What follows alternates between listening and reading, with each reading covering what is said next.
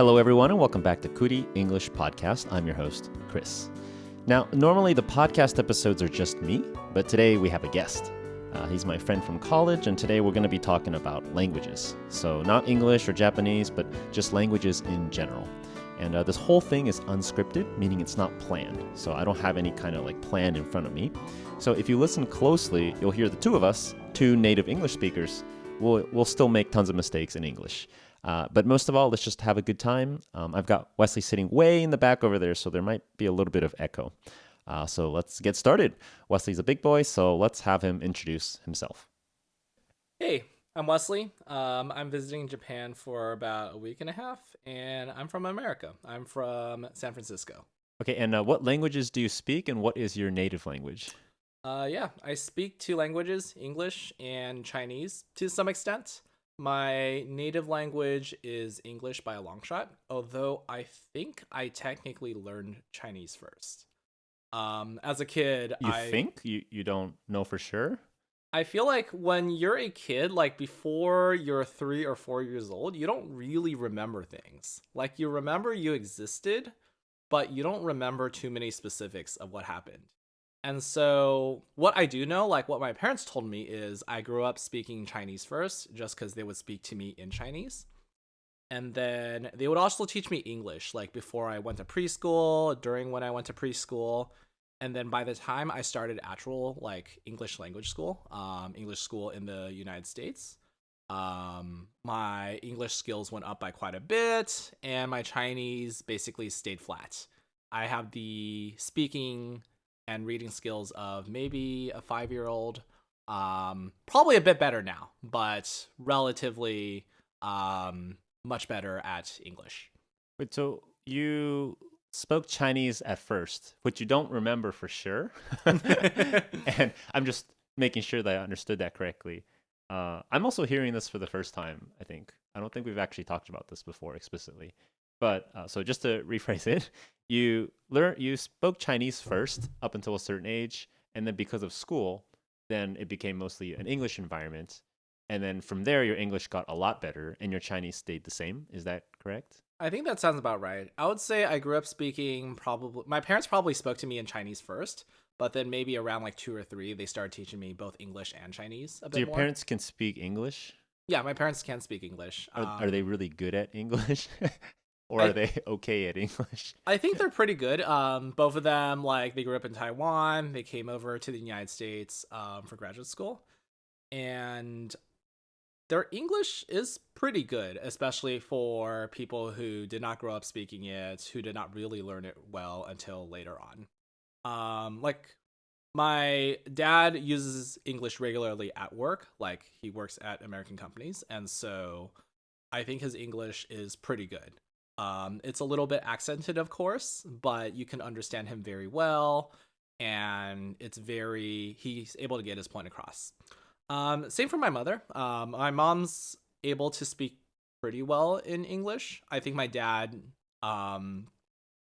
has better English just because he uses it day to day for his work, but my mom will often be able to hold conversations in English if needed, and she'll often ask me or my siblings oh, what does this mean? What does this word in English mean? And so I think the other day she would be asking oh, what does gravitation mean? And How old were you when she asked that? this would be in high school or middle school. Okay. She would take relatively not basic terms, and she would read it in a book or a newspaper, and she would say oh, what does this mean? What does gravitation mean? How do you pronounce it? And then we would pronounce it. I would be oh, it's pronounced like gravitation. It means gravity. Well, the force that kind of pulls us all to the center of the earth, as an example. And then she'd be a gravitation. Okay. And so she would this is actually how she would learn a lot of her English words. And so I think she was pretty interested in just learning a lot more about English, even if she doesn't use it day to day. Wait, so then what about the reverse for you? Did you ever have experiences where maybe it's in a Chinese setting and then you don't know what some word is and then you ask your parents, what does this mean? Many, many times. although my exposure to like Chinese is a lot less just because I'm living in the United States. But let's say like we're at a restaurant or we're visiting like somewhere in Asia together. I would actually see like a word or phrase and ask them, basically have the reverse conversation of them. I would be like, "Oh, what does this item mean?" And they're like, "Oh, this is like uh roasted duck." And I would be like, "Oh, okay, so I know what that concept is, but I know the actual words behind it." Oh, okay. Are there are there foods that you only know in Chinese and you don't know how to say it in English? Great question. There's hell, I don't even know the Chinese name for this at this point.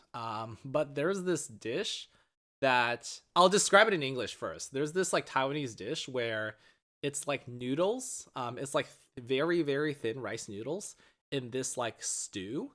And the stew's like relatively thick. And there's like oysters in the stew. I actually don't remember what the how to say it in Chinese. There was a phrase, but I don't actually remember it at this point. And I definitely I don't know what it is in English. So then this food in your mind, if you had to like, well, I guess this one you don't even know it in Chinese either.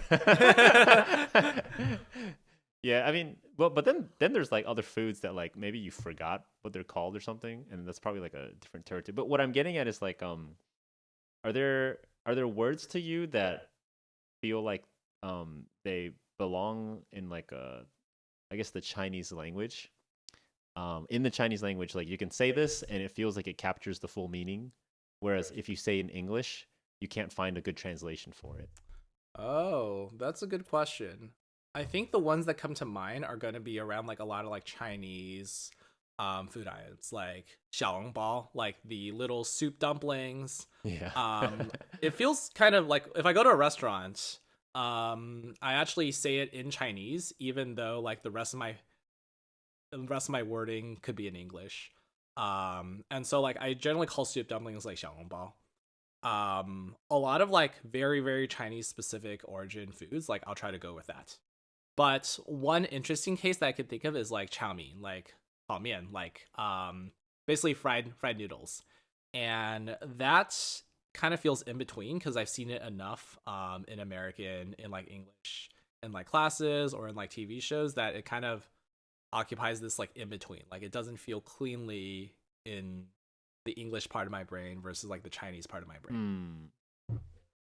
Yeah, it's a, because I definitely feel like there's some of those for Japanese as well. Like some stuff you say it in Japanese, and I've definitely come across a couple cases where someone, for example, well, you visiting from the U.S. comes to Japan, and then like there's something that's in Japanese, and then I have to translate it, and then I read it in Japanese, and I'm like, okay, that makes sense, and then it's like, what does that mean?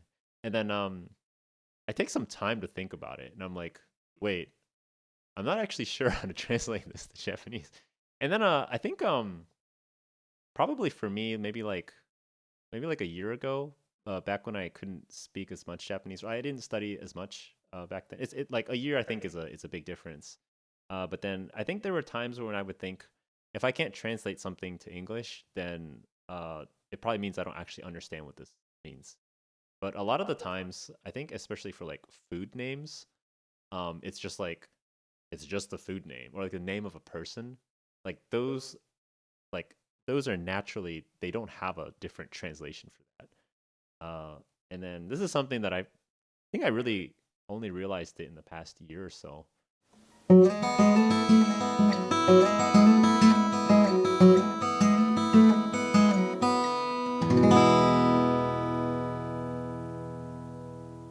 But I also do want to ask you like do you think you being able to, because you have that background in Chinese, um as you do more things in like English, do you feel like your Chinese knowledge allows you to understand English a little bit more or like in a different way, in an advantaged way? Like, is it useful for you for English that you have this other language that you have some familiarity with?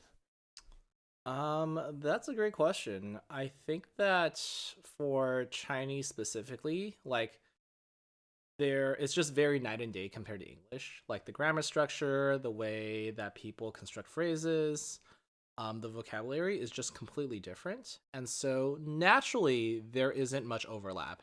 It's not like you learn like one Latin language and you're better at another one. These are just completely different. I think what this helps me though is it helps me gain an appreciation of picking up languages. I think that English, like, I didn't really have to work to learn English since you just naturally pick it up by growing up in the United States. But I think that having to actually study Chinese and learn it over the years and practice it actually makes me understand how to improve English specifically. Like maybe not my English vocabulary itself, but like the way I write, the way I articulate myself. A lot of the practice and repetition that you need for a second language is also helpful for you developing how you speak, how you write in your first language. Yeah, I think that makes a lot of sense. Uh, um, but then, well, if you so in your case, you supposedly you spoke Chinese first. I think it's so funny that you say like I think. Like I feel like this you probably remember it. Do you remember not being able to speak English?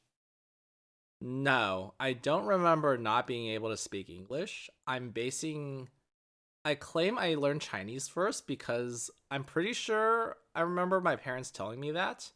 And it also kind of makes sense. Like, my parents are going to talk to me first in their more natural language, which is going to be Yeah. Chinese. Like, for better or worse, like, a lot of your thoughts often happen first in your primary language. Yeah. Like even though they were in the US, like they were still speaking Chinese to each other. And so when they had me as a kid, their brain is in like Chinese mode. Yeah. Yeah, makes sense. That's like the native language. Exactly. Versus I'm pretty sure that's what happened. I also will say like most kids, there are probably studies on this, but most kids don't really develop great memory until after let's say 3 or 4. Like I remember like the one thing I do remember from when I was like 1 or 2 is I remember like accidentally locking myself in a bathroom at our house. Like I closed the door and the lights were off and I accidentally locked it. And then I was like scared and I was like, "Mom, come get me." And then my mom was like, "Dude, the door's locked. You gotta unlock it." And then I was like, "Mom, I gotta help me." And then I eventually figured out how to turn on the light. And then I figured out how to unlock the door and open it again.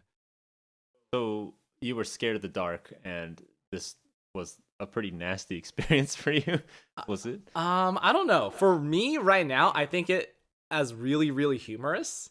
But I was probably scared as a kid in that moment. Like I remember being scared. And I remember like enough details of that incident where I was like, "Oh, that's actually kind of funny." You were 1 or 2? It was definitely before I started going to preschool, which was like 3. Preschool is 3 years old? Maybe 3 or 4, something like that. Yeah. Yeah. You're tall enough to like reach the lights and stuff. I think like I had to like tippy toe and reach the lights, which is why and the doorknob, which is why like it wasn't like natural. I couldn't just reach over and grab it. Like I didn't really know what they were. I probably like just was playing around with the light switches and then I accidentally turned all of them off and then I was like, "Shoot, oh, what am I doing? How do I get out of here?" I'm just imagining Wesley like with the same face, okay? So the same face now but on a really small body, like going to the bathroom all happy and smiley and then oh no, and then not happy and smiley crying.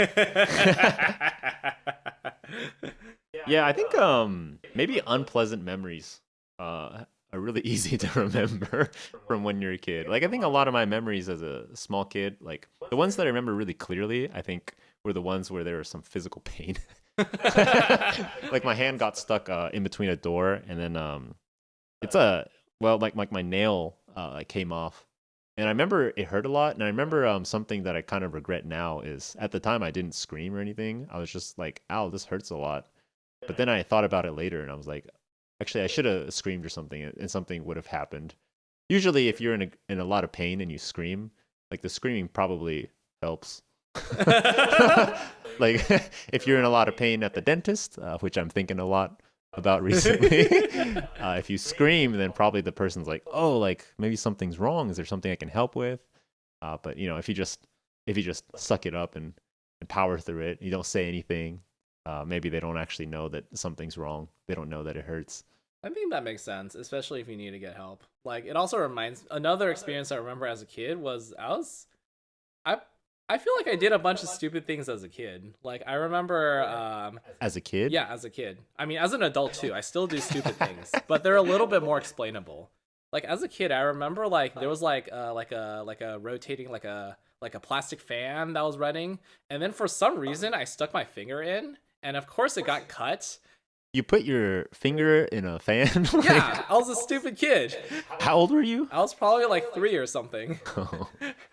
Like, my brain was still forming. Like, I probably was. I think I was one of those kids that did a bunch of shit just to see what would happen.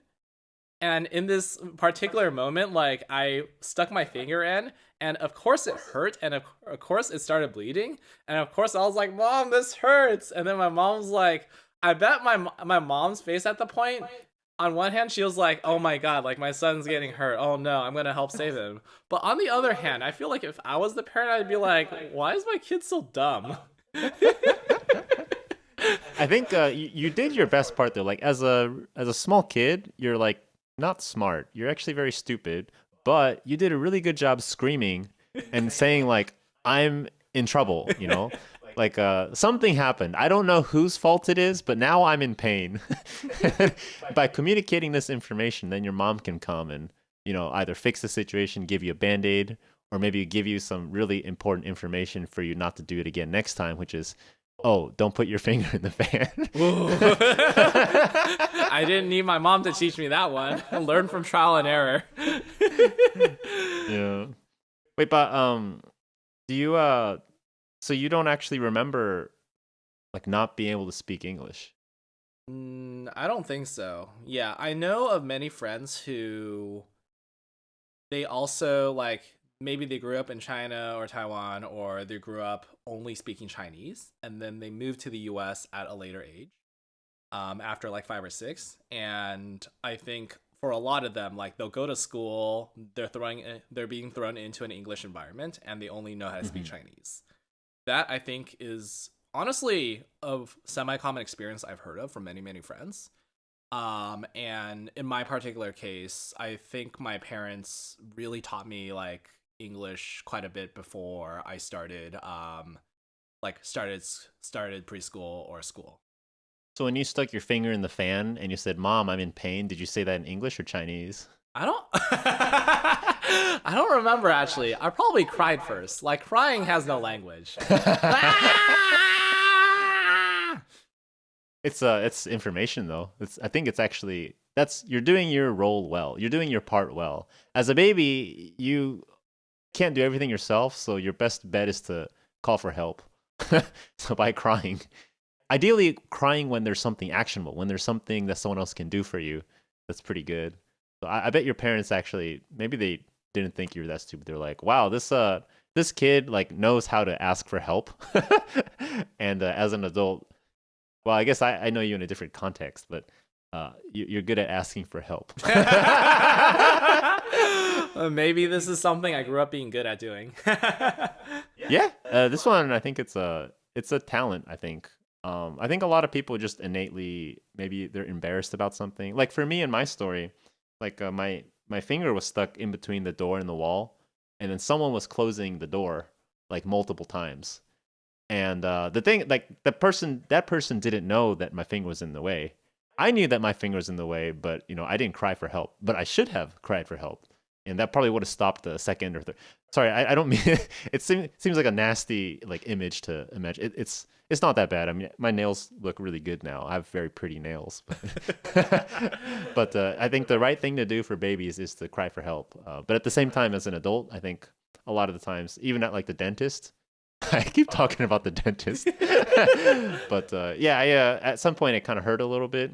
And I was thinking about it at the time. I was like, maybe I should have like said something more vocal. I should have like raised my hand and been like, hey, like that hurts or something. Uh, but then, I've never really done that before. I made it this far in life and I've never told the dentist, hey, that hurts. So it's just, I'm not used to it. But in your case, in the event, if you ever come across like a bad dentist and they're doing something bad to you and you tell them, hey, this hurts, like that's a good start. I think it's a good thing that you learned there. But you learned on your own. It has nothing to do with your parents or anything. I learned it by sticking my fingers into fans. You did, how many times did you do that? Once, thankfully. Otherwise, I'd be a really stupid kid. Okay.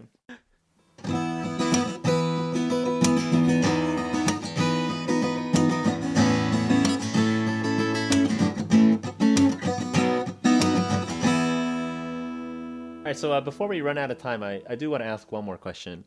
And this one's kind of maybe a more like harder question. Maybe, I don't know if you ever thought about it, but if you had to relearn a language from scratch, you can pick either Chinese or English for you.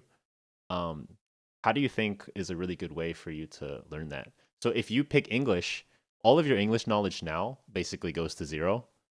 Uh, and then you can restart however you want.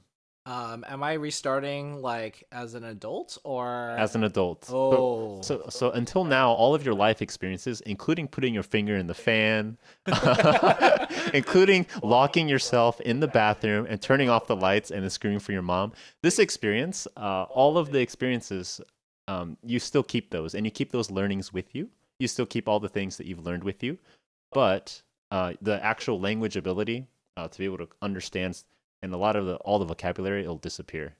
So and you can also pick English or Chinese, but it's just like try to pick the route that is the most efficient for you. Like it's like, oh, maybe this way would be a quick way to learn that, if that makes sense. Great question. I think probably the best way to learn a language, from my experience, is to use it daily and to use it in a way that is kind of natural. Most people would agree with this. Like the easiest way is if you move to another country and just start immersing yourself in that environment. Yeah. And so like if you want to learn English, like moving to the United States or an English speaking country and just starting to interact with people in that country. Making friends who are able to speak in that language with you, taking classes to help you get a very basic foundation. All of these are, I think, are going to be super important ways to do so. I do think that, especially as an adult, unfortunately, like adults don't learn languages as quickly as children do. They don't remember it as well. And so it's equally important to have education, like to have a class to teach you new vocabulary, to teach you how to use it. But it's also important to use repetition to start learning it. And so talking to people in that language, making friends in that language, consuming media in that content, listening to songs, watching TV, watching shows in that language are going to be super, super helpful.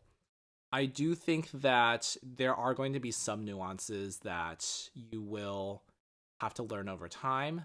Like a lot of textbook Chinese is very different from how people normally use Chinese in the real world, which is also pretty different from how people like the way people sing in Chinese or the people act in like dramas. And so all of these are going to have different nuances that you can pick up later. But I think like the first order of thing to do is to just get a basic foundation of vocabulary so that you can put together basic sentences and then to start practicing on top of it so that you can slowly incorporate new vocabulary and then get practice using it over time. Okay, and then so I guess if you were to do Chinese, then yeah, you need the basic vocabulary, ideally immersion. But then, well, I mean, it's okay. I guess we can have a little bit more time. I do want to ask one last one. If I were to just poof and all of your Chinese knowledge disappears, do you think this will impact your English knowledge?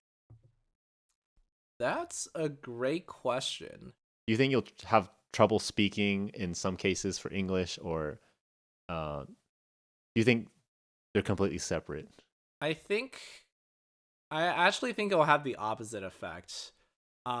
Whenever I spend like an extended period of time like speaking Chinese or living in a Chinese environment, my English gets worse. How much worse? Like a little bit worse. Like a lot of like the Chinese grammar way of speaking is a lot shorter, is a lot more direct. There's a lot fewer filler words. It'll be like, for example, like in English, I went to the grocery store today. Versus in Chinese, the equivalent will be like, today I went to groceries. Like Okay, yeah. I'll find myself speaking incomplete English sentence or like half English sentences more often because of that. And so I think that when my Chinese gets better, my English gets a little bit worse, like subconsciously. And if I magically removed all my Chinese knowledge, my English would probably be a little bit better. With that said, though, like since I do live in the United States and I do use English 99.9% of the time, like it's not a material difference. I just catch myself saying slightly weird phrasing sometimes. Yeah, I've definitely felt the same thing going back to the U.S. I mean, like I guess earlier this year, I don't know if you noticed, but I think when I first went back to the U.S. and talked with Devin and stuff, like I wasn't that good at English. I struggled a lot. I'd like say a lot of stuff, and then it's not that it's that bad. It's that like I'm like disappointed in how bad I am, and then that'll stop me. Like I'm saying something, and I'll say like, "Oh, okay, yeah. So, how are everyone doing?" And then I'm like, "How are everyone? What am I doing?" And then the person who hears it understands it, but and then I'm just like, "This is embarrassing. Like, I didn't know it was this bad." But and that would trip me up a lot because I didn't know that it would get that bad. I start sounding like my Chinese coworkers afterwards. Okay, well, okay, so probably we're a little bit over time today, but yeah, thanks for listening to this episode. And then if you if you want to plug any kind of business or if you want to advertise anything or any last words for any of the listeners, then feel free to do so now. No. Thanks for having me on the podcast and best of luck. All right, so that's going to do it for today's episode. We talked about a lot of stuff from language learning to childhood memories. Wesley talked about how he first learned Chinese as a kid, even though he doesn't remember it. But now his English is his one and only native language. So it's kind of like we get to see the inside of a bilingual brain. And he's also shared with us some of his silly stories about how when he was 3 or 4, he went to the bathroom and then locked the door and then turned off all the lights. And then he got really scared and called to his mom for help, but his mom can't really help him. But anyways, thanks again to Wesley for coming on. And thanks to all of you for listening to Kuli English Podcast. See you next time.